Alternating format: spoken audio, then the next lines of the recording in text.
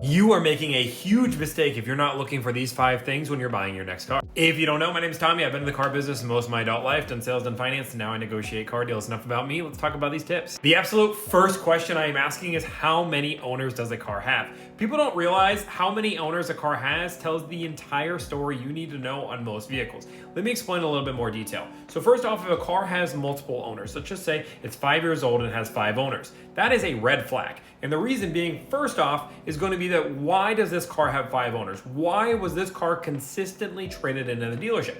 It isn't definitive, but it might mean that the car had electrical issues or problems and people kept wanting to get rid of it. It might have been that people just didn't enjoy this make or model, so people are trading it thinking they like it and then trading it out saying they don't like it anymore. That's a red flag, and maybe I need to tell my client that, hey, a lot of people are trading these cars in, so it's not worth buying. The other one is the same reason why I hate rental cars, which is when a car has multiple owners, a car depreciates. For example, when you buy a car brand new, you're spending a lot of money. You're spending the most amount of money you can on that car.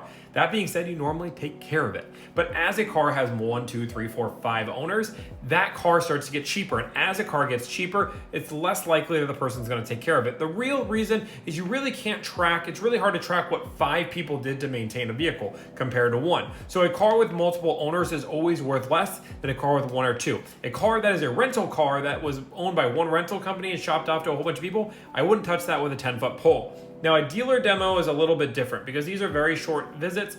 Normally, they're a little bit better quality. Again, dealer demos are used such a short amount of time. I don't take them as badly as I do like a rental car. The second biggest thing is I try to figure out is where they got the car. And I want to use the Carfax to figure this out, but I'll ask them just to see if they're honest. There's a few different ways a dealership can get a car. They can get one via auction, they can get one via trade, or they can buy one off the street. I put so much value on a car that is traded in or off the street because that means it was a local buy. When a car is bought at auction, that means somebody else bought that car and they could not sell it for whatever reason. So now they're selling it at auction, or they just believe their market wasn't good enough. Either way, the dealership is going to have to pay a premium for that vehicle, meaning the cost is going to be higher. On top of it, again, we just don't know the history. Compared to a car that's locally owned and operated, and I can look at the Carfax and see they did their maintenance and traded it in at the same place, that makes me feel better and that makes it a better quality vehicle. The next thing I'm asking for is what kind of certification does the car have? For example, let's say you're buying a Honda from a Honda dealership and it's a 2019, it meets all the qualifications, but it's not certified pre-owned. That's a red flag. It probably means it didn't pass inspection and they're not wanting to pay the money to repair the car to get it up to inspection. Again, a red flag and a car I probably wouldn't touch. Compare that to a Honda that's CPO, that means it's the highest level of used car that it can be set by the manufacturer. I trust that car way more than I do the car that couldn't even pass inspection. It's a huge red flag, especially if a car is wholesale as is and the car is under 100,000 miles. That means the dealership doesn't want to open the hood of that car because once they open the hood, they're technically liable to talk about or at least repair the things that are under there. The next thing I'm not really asking, but I'm also feeling and I'm also reading, which is a dealership's reviews. Now, people don't realize that every dealership has a different method to refurbishing a car or actually putting a car through their shop to put on the lot. Some people don't do anything. Some people put thousands of dollars of work.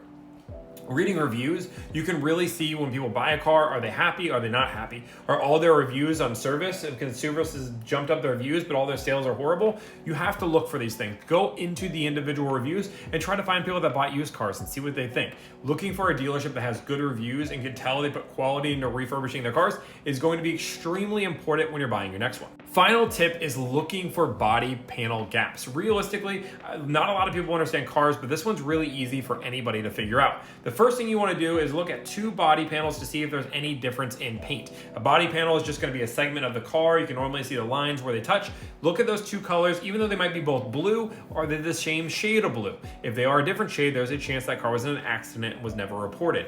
If there is a reported accident on there, and let's say it's in the front fender, look at that front fender. Do you see a gap? Do you not see a gap in the body panels? Looking at these where these damages are will determine how much money they actually spent to get it repaired. Did they cheap out on this repair, or did they go all out and take it to a reputable dealer that was going to take care of them?